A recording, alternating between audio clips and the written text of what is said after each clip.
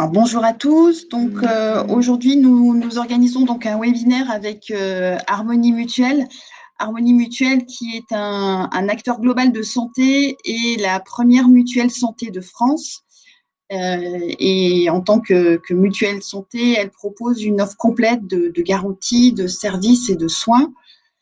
Elle a une taille relativement importante puisqu'elle protège environ pratiquement 5 millions de personnes et cette taille lui donne les moyens d'acquérir une dimension nationale et d'être de ce fait un acteur majeur de la santé et de la structuration de la protection sociale. Et cette taille nationale lui donne une légitimité également pour prendre place dans le débat public et peser au nom de ses adhérents sur des décisions qui concernent l'avenir de la protection sociale. Mais aujourd'hui, ce n'est pas sur l'axe protection sociale que nous allons nous attarder, mais sur une offre assurantielle différente qui est l'épargne salariale et l'épargne retraite.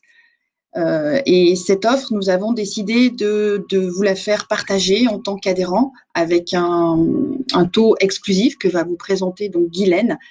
Et pour rappel, Harmonie Mutuelle est un partenaire fort de Minalogic puisque nous avons initié avec Harmonie Mutuelle un partenariat depuis 2016. Donc, c'est vraiment un partenaire qui nous soutient depuis 5 ans maintenant. Donc, voilà, je laisse la parole à Guylaine qui va vous présenter le dispositif dans le cadre de l'épargne salariale et retraite que propose Harmonie Mutuelle. Guylaine, c'est à toi.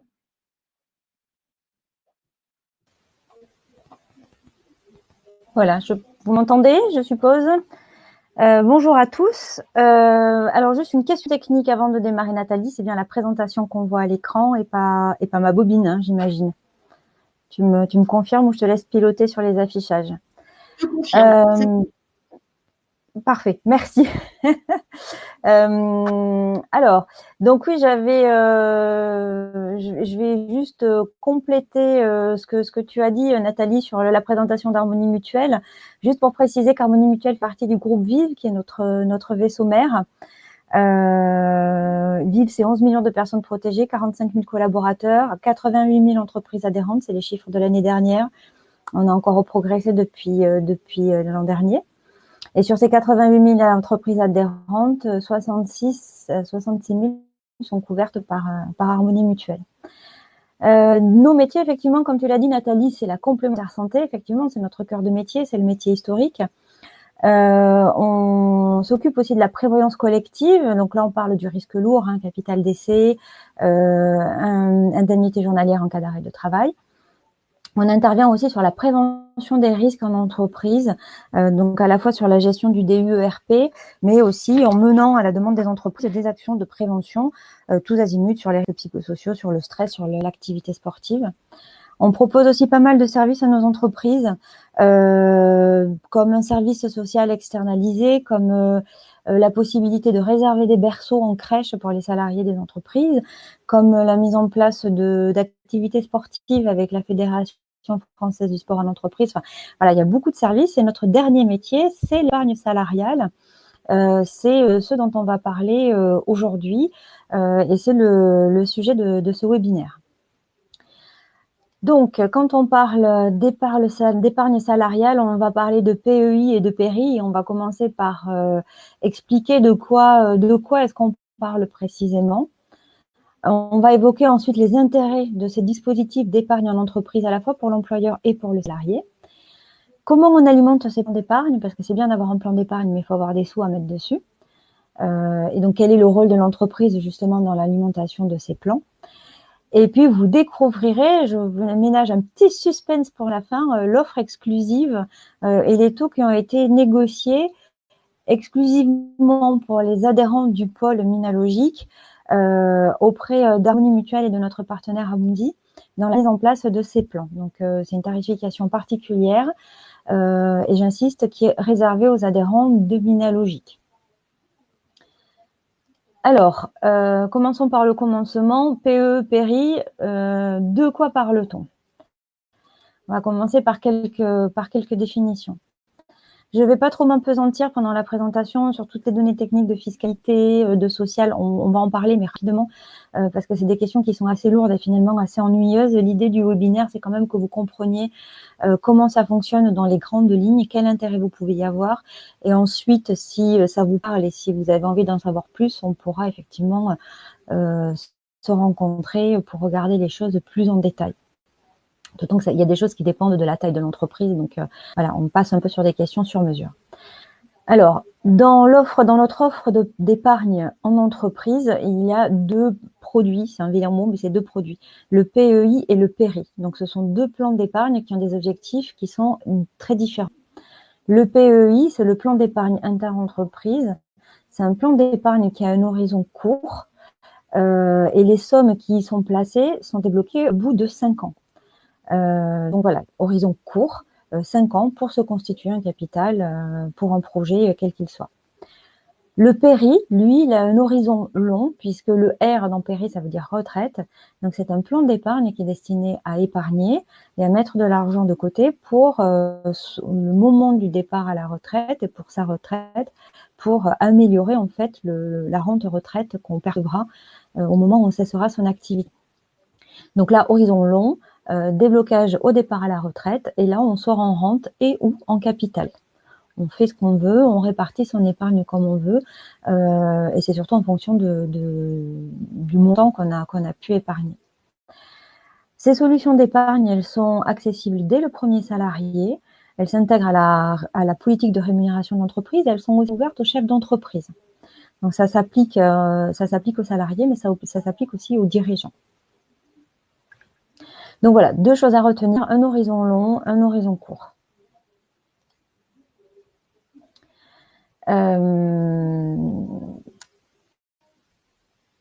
J'ai l'impression que j'ai sauté une diapo.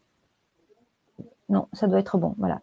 Dans l'intérêt de ces 2 plans, ils ont été rénovés de fond en comble par la loi Pacte. Et donc l'intérêt, c'est que la circulation des sommes est facilitée d'un plan à l'autre. Enfin, j'ai utilisé un petit peu un raccourci dans cette expression parce que autant les sommes peuvent naviguer du PEI vers le PERI, autant quand elles sont sur le PERI, elles sont bloquées jusqu'à la retraite. Mais on peut imaginer que vous changez d'entreprise ou que vous vous mettiez à votre compte ou que vous soyez sans emploi pendant un moment donné.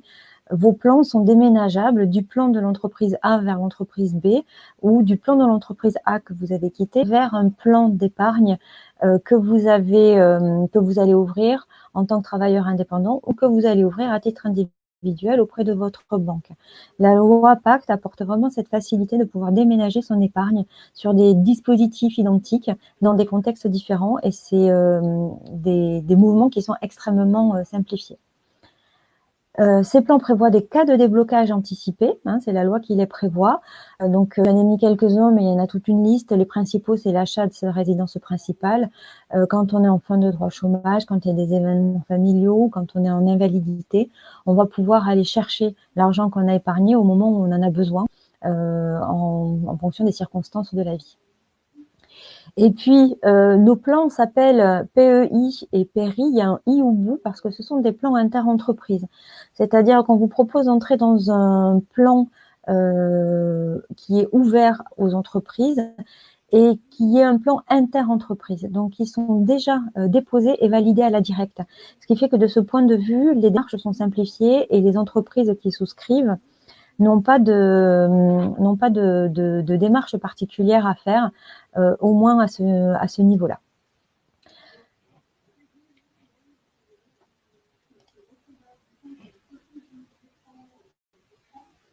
Alors, quel est l'intérêt pour l'entreprise et pour les salariés dans ces plans d'épargne?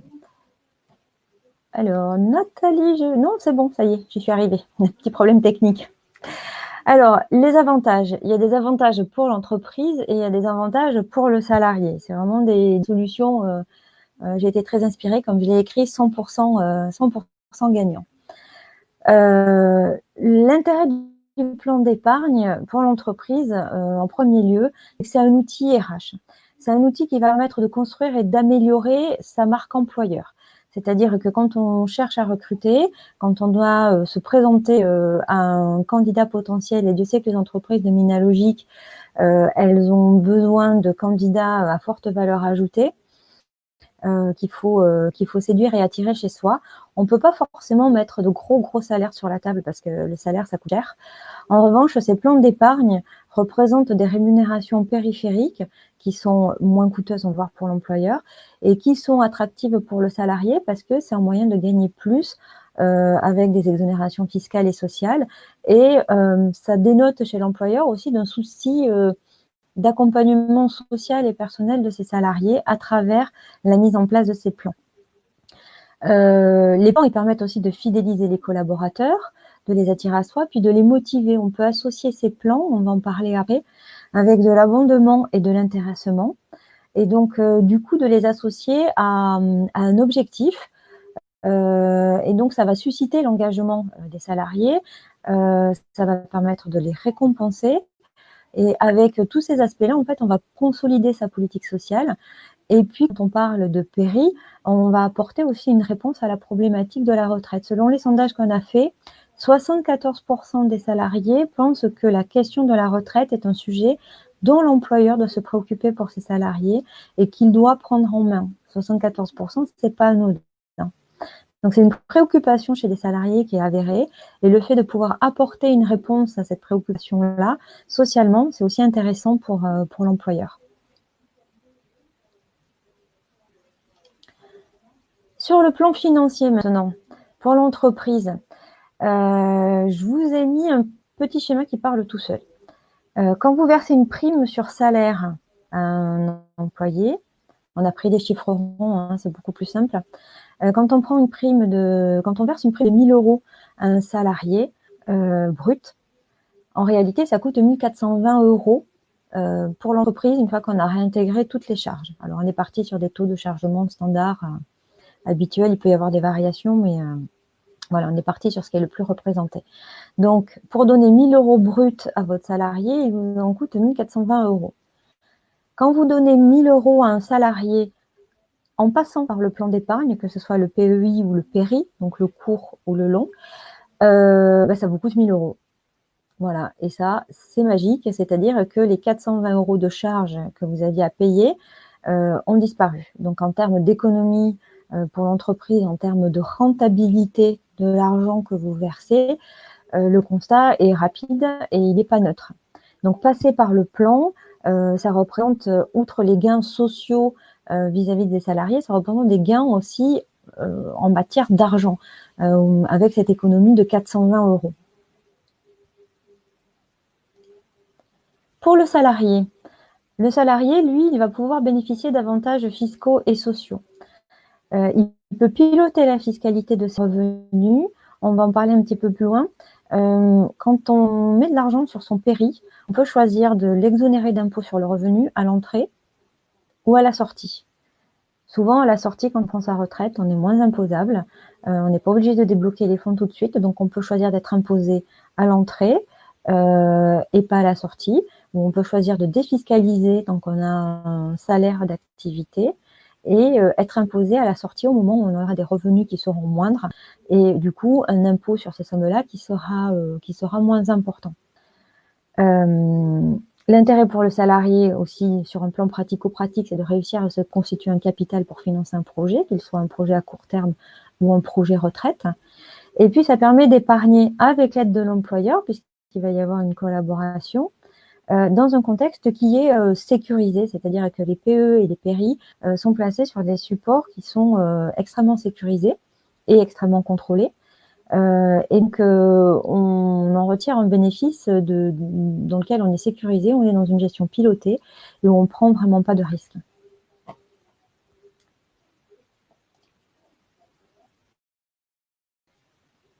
Alors, j'ai du mal à charger. Si, c'est bon. Pour le salarié, sur le plan financier, sur le plan de l'efficacité de l'argent perçu, si je reprends l'exemple de ma prime sur salaire de 1 000 € brut versée tout à l'heure, quand le salarié perçoit 1 000 € brut, eh bien, il va voir partir 227 € à peu près en charge salariale.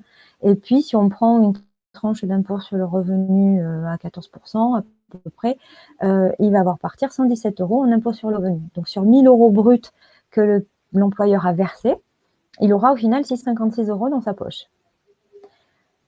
Si cette prime d'épargne, si cette prime de 1 000 €, pardon, elle est versée sur un plan d'épargne salariale, on va avoir 97 € de CSG CRDS et c'est tout. Et sur 1 000 €, le salarié va en percevoir de manière différée, c'est sûr, mais percevoir 903 €. Et donc, il va économiser 247 € en passant par la case plan d'épargne. Donc, vous voyez que l'efficacité de versement pour la prime est bien plus efficace, en fait, à la fois pour le salarié et à la fois pour l'employeur quand on passe par le plan d'épargne. Excusez-moi, j'étais perturbée. J'ai un message Skype qui est rentré qui m'a déconcentrée. Pourtant, c'est fermé, mais bon. Donc voilà, le rendement, il est pas vraiment à démontrer. Un chiffre à l'appui, c'est quand même, on voit que c'est quand même très efficace en termes de coûts pour l'entreprise, en termes de gains pour le salarié. Alors, quand on a vu comment, où sont les intérêts, on va voir comment on peut aller mettre de l'argent dans ces plans d'épargne. Il y a deux moyens d'alimenter les plans qui sont l'abondement et l'intéressement. On va commencer par l'abondement. L'abondement, c'est une contribution financière qui est versée par l'entreprise sur le plan d'épargne des salariés. Donc, cette contribution financière, elle est versée aux salariés, elle peut être versée aussi aux conjoints collaborateurs, elle peut être versée aux chefs d'entreprise et elle peut être versée dans certains cas à certains mandataires sociaux.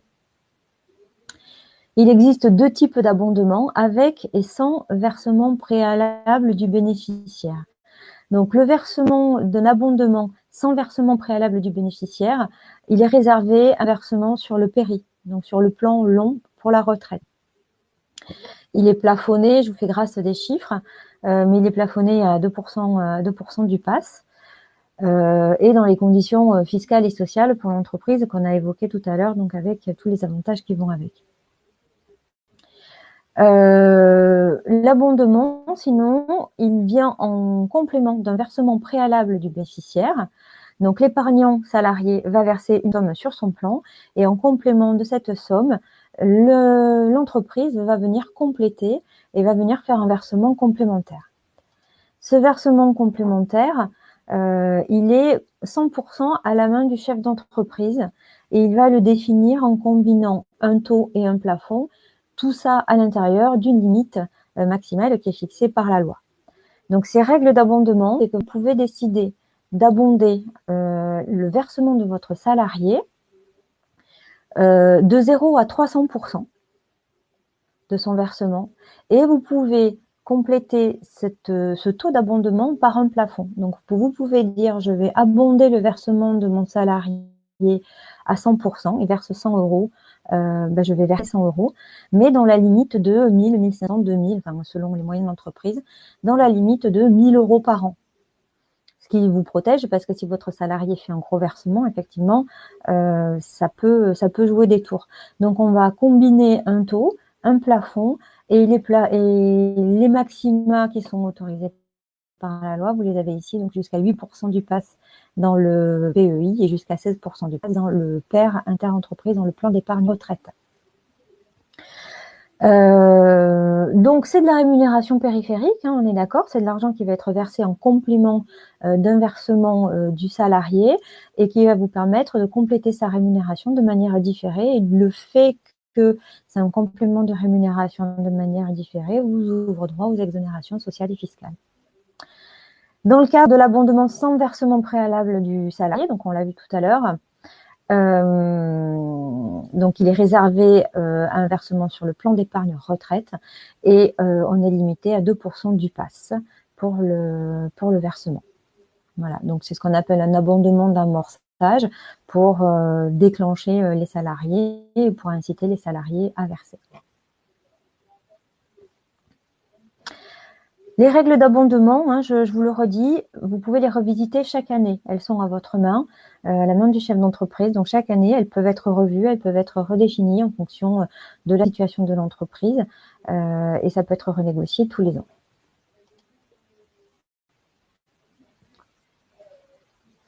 Donc, pour l'abondement, le régime social, on a une exonération de charges sociales. Le forfait social est à 0 pour les entreprises de moins de 50 et les sommes versées sont déduites du bénéfice imposable et on a une exonération de taxes. Pour le salarié, l'abondement, il est exonéré des cotisations sociales hors CSG-CRDS, il est exonéré d'impôt sur le revenu et il est exonéré d'impôt sur les plus-values, en dehors des prélèvements sociaux. Donc, vous voyez que c'est quand même assez gagnant. Le rendement des sommes versées, on l'a vu tout à l'heure, le rendement est plutôt efficace. La deuxième façon d'alimenter le plan, c'est l'intéressement. Alors, l'intéressement, c'est un accord qui est fait dans l'entreprise d'une manière assez simple, c'est très souple à mettre en place. On a des modèles tout prêts. Et donc, l'accord d'intéressement, il permet d'associer les salariés à la performance de l'entreprise. Donc, en tant que chef d'entreprise, vous allez définir des critères de performance qui vont déclencher le versement d'une prime d'intéressement. Ces critères, ils sont à votre main et ils sont 100% personnalisables. Donc, on va avoir des critères qui peuvent être des critères qualitatifs, quantitatifs. Donc, par exemple, moi, j'ai des entreprises qui ont des accords d'intéressement dans lesquels il y a un critère qui concerne la consommation de papier et où on va demander aux salariés d'être vigilants sur l'utilisation des ramettes de papier, sur l'utilisation de ce qui sort de la photocopieuse. Et donc, il y a un objectif de réduction de consommation de papier. Voilà. Et il y a une partie d'un accord d'intéressement qui est versée au regard des objectifs atteints totalement ou partiellement.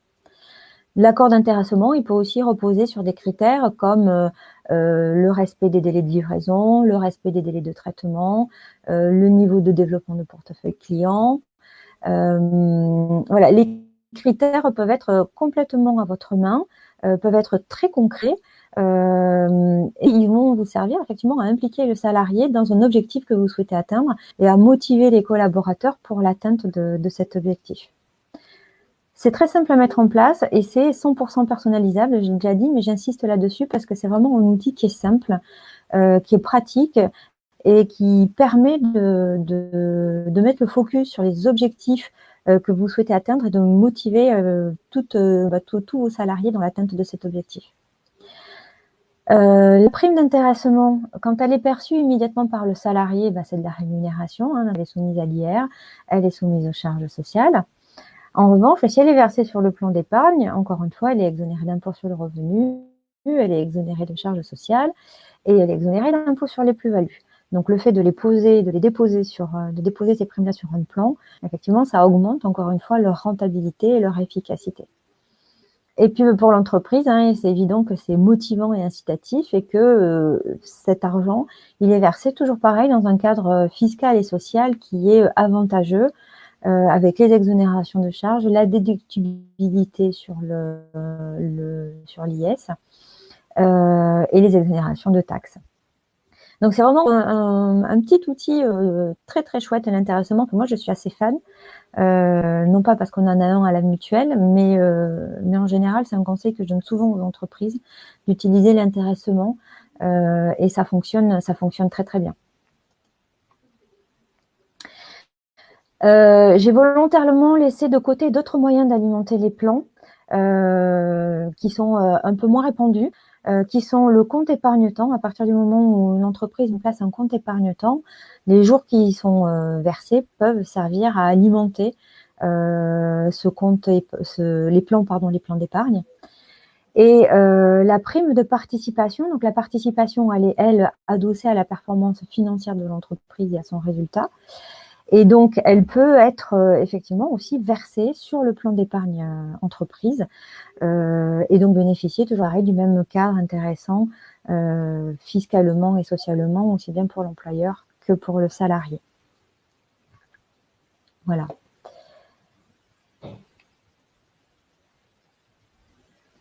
Hop, alors on en arrive au clou du spectacle, un roulement de tambour.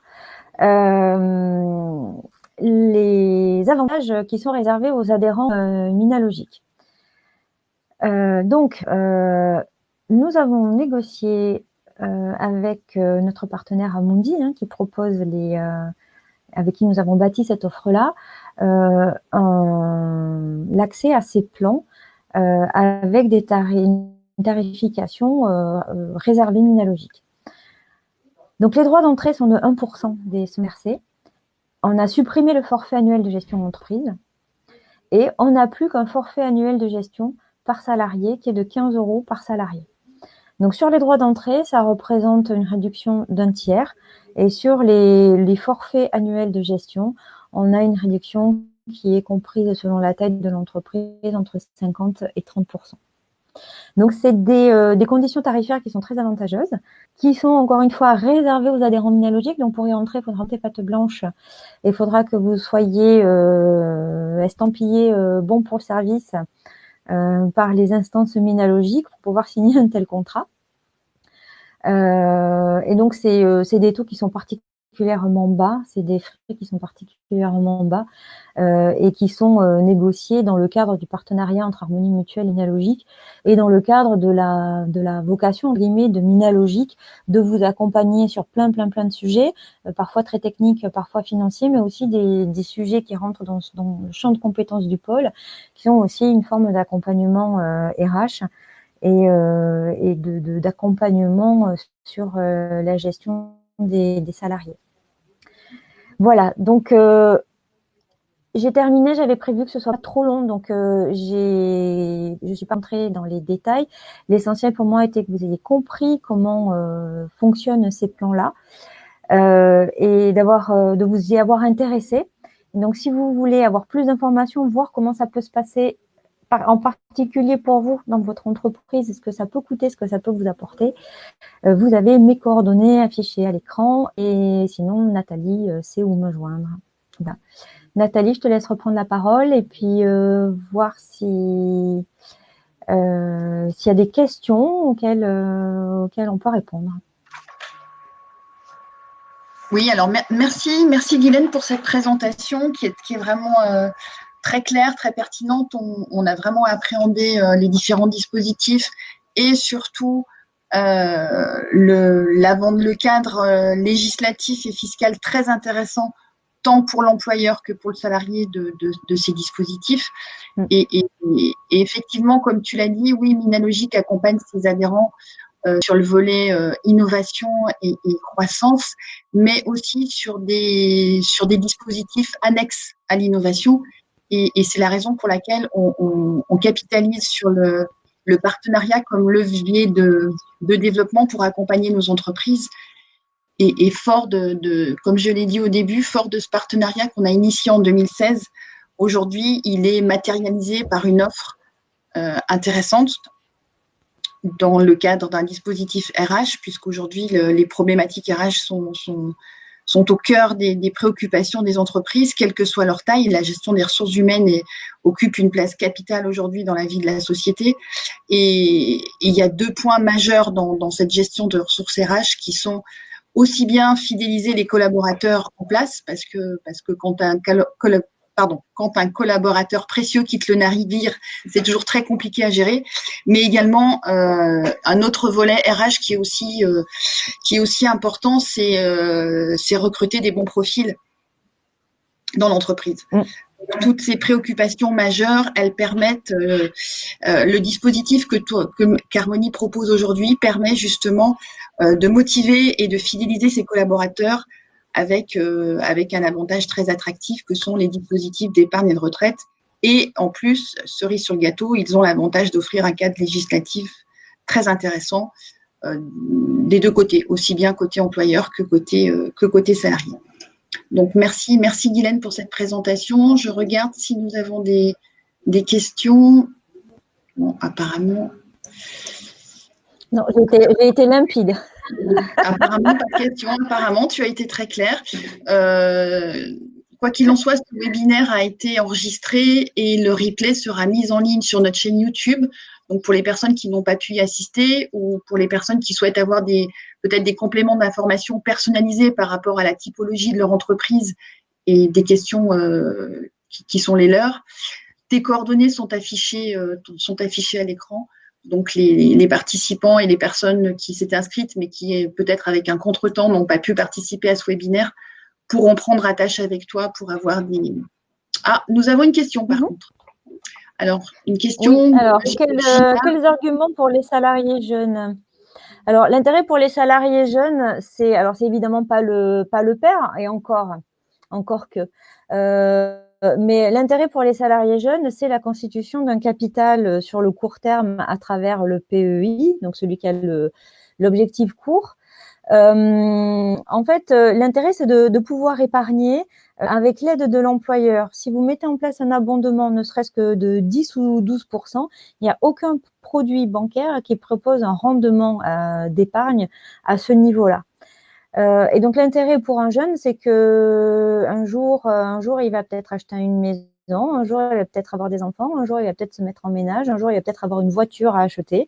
Alors je sais bien que la nouvelle génération n'est pas forcément dans ces préoccupations-là, mais n'empêche que quand on a 25 ou 30 ans, pouvoir se constituer un capital à court terme avec des performances d'épargne telles que ce que propose le PEI, c'est sans comparaison.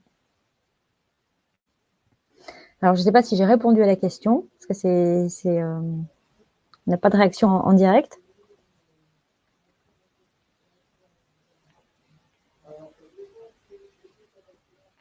Oui, effectivement, tu as répondu à la question, mais la personne qui t'a posé la question est en train de répondre quelque chose dans le chat.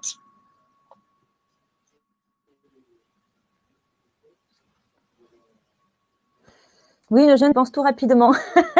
C'est vrai. Donc, c'est un peu peut-être aussi une gestion un peu peut-être paternaliste de l'entreprise en leur disant, attends, on va t'obliger à épargner un tout petit peu, tu me remercieras plus tard.